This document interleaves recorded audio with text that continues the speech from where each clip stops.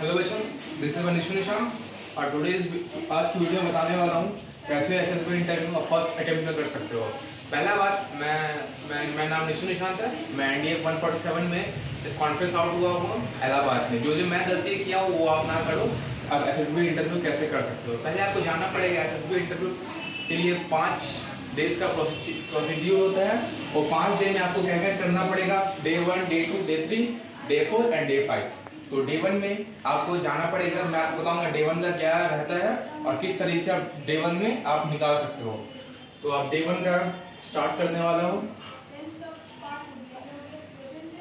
Day 1 में आपको तो जैसे कि आपको नॉर्मल डेज में आपको बुलाया जाएगा कि आपका टाइमिंग 6:15 या 2:15 में मिलेगा। और बाद जब 6:15 उस जगह पहुंचते हो तो आपका रिपोर्टिंग वहां पे आपको 4:30 में आपको एसएसबी सेंटर के आगे खड़े रहना पड़ेगा 4:30 बजे। और 1 घंटे बाद सभी जितने मेन वहाँ के कमांडर होंगे,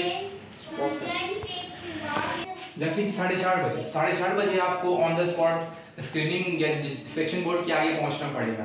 4:30 जितना भी कमांडिंग ऑफिसर है उसमें मेन मेजर या बड़े बड़े आदमी नहीं, मतलब छोटे जो लो पोस्ट में होते हैं, जैसे वहाँ लोअर रैंक के नॉन कमीशन आर्मी ऑफिसर होंगे वहाँ पे वो 4:30 बजे या 5:30 बजे आप 5:30 बजे वहाँ पे पहुँच जाएंगे। पहुँचने के बाद आपको सभी जितने भी कैंडिडेट जो एसएसबी के लिए इंटरव्यू के लिए बुलाए गए हैं 5:30 से लेके 6 बजे आपको उस जगह पे आप पहुंच जाएंगे 6 बजे। और 6 बजे के बाद क्या होगा, सभी बच्चों को वहां पे एक लाइन से खड़ा करना पड़ेगा। जहां पे मैं इलाहाबाद में गया था तो इलाहाबाद में आपका क्या हुआ था कि आपको रिपोर्टिंग नॉर्मल 4:30 बजे रिपोर्टिंग किया था। उसके बाद 6 बजे मैं बस से अंदर बोर्ड के अंदर किया। बोर्ड के अंदर आपको 3 चीज सब कंपलसरी होता है। जैसे अभी के टाइम पे आपको सबसे मेन होता है आरटीपीसीआर रिपोर्ट। आरटीपीसीआर रिपोर्ट के बाद होने के साथ आप देख लो आइडेंटिटी कार्ड होना चाहिए आपके पास। आइडेंटिटी कार्ड होना चाहिए आपके पास। उसके बाद जितने भी आपको कॉल इंटरव्यू का जो होता है जो आपको आर्मी की तरफ से आपको मिला होगा उसको आपको लेके जाना पड़ेगा। तीनों को चेक करने के बाद आपको एंट्री मिलेगी। एंट्री मिलने के बाद आपको पहला फर्स्ट ऑफ ऑल आपको 7 बजे वहां पे ब्रेकफास्ट करवाया जाएगा। ब्रेकफास्ट करवाने के बाद सभी को एक लाइन से खड़ा करने के बाद आपका फर्स्ट डे का टेस्ट होता है। फर्स्ट डे में 2 तरह के टेस्ट होते हैं। आपका डे 1 में OIR टेस्ट, जिसको हम लोग बोलते हैं ऑफिसर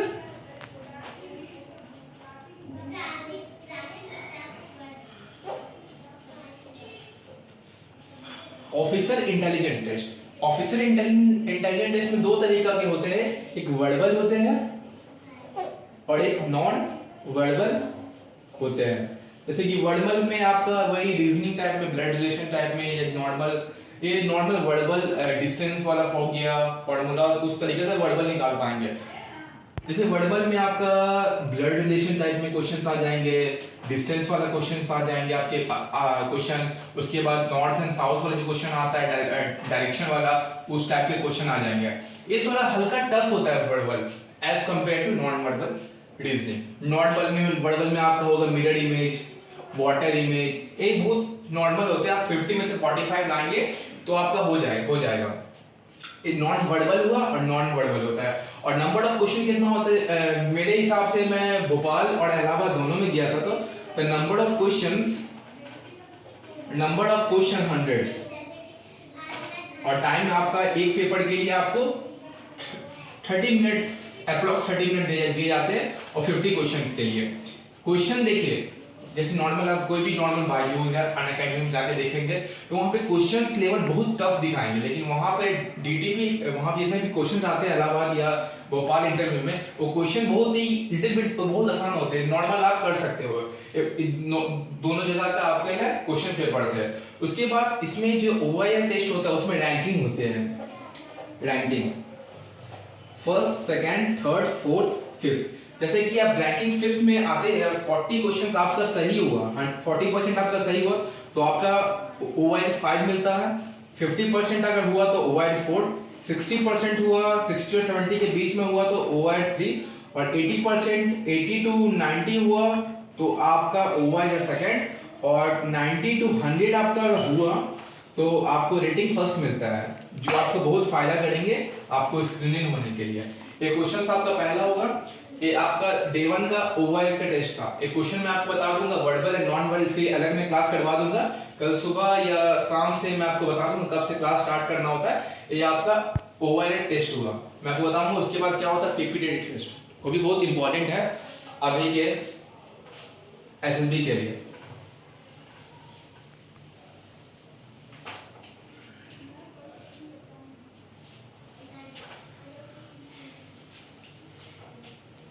अब आते हैं डे 2 में, डे 1 में ही सेकंड टेस्ट के लिए। डे 1 की सेकंड टेस्ट के लिए, डे 1 के सेकंड टेस्ट में क्या होता है पीपी, इसको बोलते हैं पिक्चर प्रिस्क्रिप्शन डिस्क्रिप्शन टेस्ट। ये टेस्ट में क्या होता है, जैसे कि ये आपको मैं कैसे एग्जांपल दिखाऊं, मैं आपको एक चीज दिखाता हूं आप समझ जाओगे।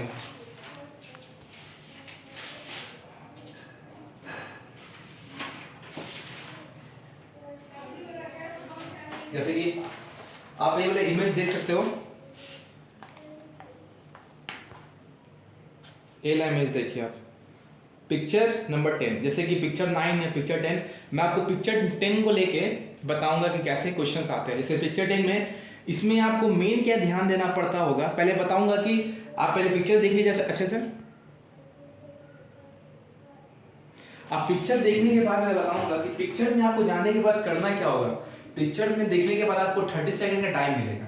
30 सेकंड का टाइम देखने के बाद आप पिक्चर को आपको फोकस करना पड़ेगा, आपको ये देखना पड़ेगा उसमें कैरेक्टर कितना है, उसका मूड क्या है, पॉजिटिव है या नेगेटिव है, इस तरीके से आपको देखना पड़ेगा, ठीक है।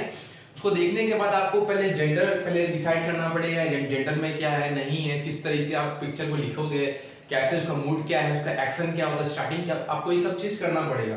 तो आपको पिक्चर में देखना पड़ेगा। जैसे कि पिक्चर में देखिए तो आपको 30 सेकंड का टाइम दिया जाएगा। 30 सेकंड के टाइम देने के बाद एक डब्बा रहता है, कैसे इस तरीका का डब्बा है, इस तरीका का। 30 सेकंड देखने के बाद आप देखेंगे कि 1 2 3 4 5 6 कैरेक्टर इसमें है।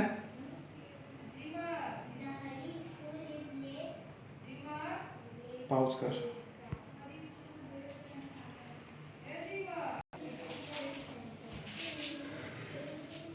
पहले आपको ये मार्क करना पड़ेगा इस जगह पे, जैसे कि ये फीमेल है तो फीमेल, मूड क्या है पॉजिटिव है, एज क्या है 24 है, इस तरीका से। या मेल है पॉजिटिव 24, इस तरीके का आपको करना पड़ेगा। जैसे कि स्टोरी हम लोग अपने मन से कैसे, यहाँ पे आपको एक्शन लिखना पड़ेगा, एक्शन क्या है, जैसे कि फोटो के हिसाब से एक्शन लिख सकते हैं, हेल्पिंग नेचर लिख सकते हैं, हेल्पिंग नेचर लिख सकते हैं। उसके बाद आपको स्टोरी यहाँ से स्टार्ट करना होगा। ऐसे स्टोरी कैसे स्टार्ट करेंगे, ऐसे कि स्टोरी बोल सकते हो, gentleman at proceed from the pictures that there was 6 characters, 3 male and 3 female, as was around 20 to 26 year old. In the village name the main character was, आपको मेंशन करना पड़ेगा कि मेन कैरेक्टर कौन है। जैसे कि इसमें मेन कैरेक्टर फीमेल थी, जिसका नाम आपको कोई भी नाम ले सकते हो, जैसे कि उसका नाम मेरा Radha. The main character name was Radha, he was as was around 25 year old. अब start the gentleman, proceed from pictures that there was 6 characters, all 3 male and 3 female. The main character was Radha. She was around 35 year old. He was studying in the agriculture in the JNU college from Delhi. इस तरीके को start करना पड़ेगा। आपको ऐसा story बनाना है जैसे normal days में होता है, जैसे कि हम जैसे गांव गए, देखिए कोई बंदा वहां से आया, किसी का मदद कर दी, स्टोरी को हाई फाई लेके नहीं जाना है, स्टोरी को ऐसे लेके जाना है कि नॉर्मल सा स्टोरी आए, कोई बंदा आए उसको हेल्प कर, स्टोरी खत्म हो जाए। कि स्टोरी में ज्यादा जिग जैग भी नहीं चाहिए और ज्यादा नॉर्मल भी नहीं चाहिए, स्टोरी को हल्का सा रख के उसको कंप्लीट करना पड़ेगा, तो आपको नॉर्मल एक अच्छा स्टोरी बनेगा, आप उसको नरेशन कर पाएंगे, ठीक है। स्टोरी में क्या बनाएंगे, जैसे कि बोलेंगे, मैं आपको बताता हूँ, इसमें फीमेल थी और 5-6 आदमी थे, एक आदमी सबको मदद कर रही थी, कि एग्रीकल्चर को लेके बता सकते हैं। जैसे बोलेंगे gentleman I proceed from the picture is that there was 6 character, 3 male and 3 female.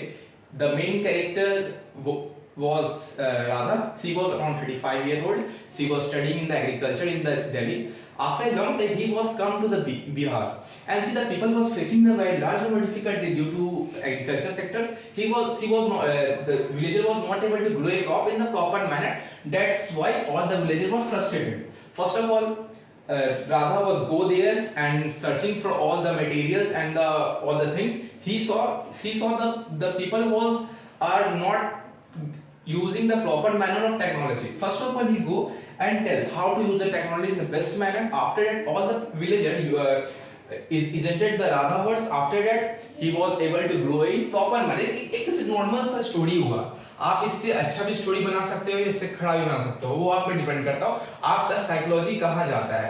इस तरीके से आपको स्टोरी यहाँ से लेकर यहाँ तक लिखना पड़ेगा. स्टोरी लिखने के बाद आपको 30 सेकंड का समय मिलेगा, और 30 सेकंड के समय के बाद आपको नरेशन होगा. और नरेशन कैसा होता है आपको मैं बता देता हूँ. नरेशन का जैसे कि ग्रुप में डिवाइड होता है. जैसे कि यहाँ पे एक ऐसा यू टाइप में बनेगा.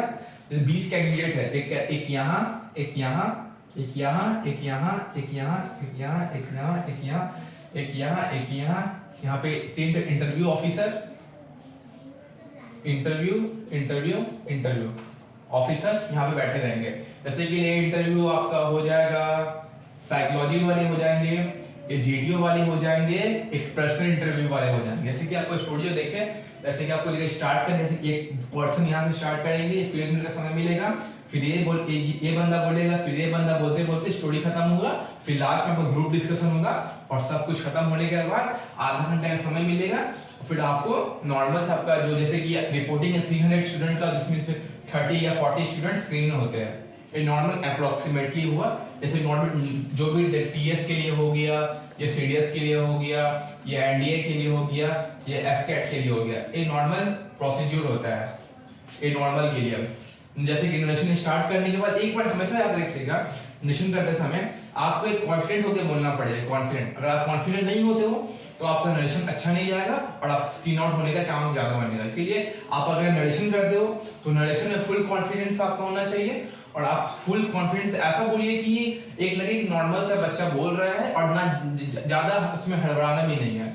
आप नॉर्मल से बोलिए, आप स्क्रीन हो जाएंगे. और रहा ग्रुप डिस्कशन के लिए, ग्रुप डिस्कशन आपको 5 या 4 मिनट का समय मिलता है, लेकिन सब बोलता है 5 या 4, उसमें अप्रोक्सीमेटली 2 या 3 मिनट का समय मिलता है. तो सब कैंडिडेट आपस में भगचक करने लगते हैं, लेकिन आपको एक सही समय का इंतजार करना पड़ेगा. उस सही समय में आप अपना मन की बात या कुछ भी, जैसे कि gentleman I agree with the Chestnut 145. This was a awesome fight over that, but I will add some point. इस तरीके का नया चीज वहाँ बोलेंगे, लेकिन पूरा सही तरीके से. और आप गलत बोलते हो तो आपका नेगेटिव इम्पैक्ट वहाँ पड़ेगा.